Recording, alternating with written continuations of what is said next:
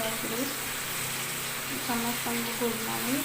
आज गोटे नुआ ब्लॉग को स्टार्ट करूँ। सब ठाकुर पूजा भी सरी जाए, सब कम सर जाए, झील शोची मैं रोषे करुँगी भात बसई रोषे घर को बासा भाई आम तो सदाबले बिना प्याज रसुण रोषे तेरे बिना प्याज रसुण करके भिड़ करके सब आम सदाबले बिना प्याज रसुण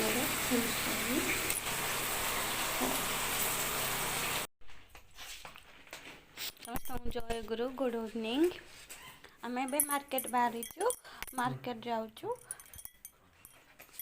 मार्केट बाहरी समस्ते देखु सार झी आसिक फटो उठाऊँ ता बापा बाहर आसले कथा हो मार्केट रू आसी सारे एबे आम आज रात रुटी करनी रुटी फुटी किसी करनी खाली पखाड़ अच्छी आउ बीन भाजी देगी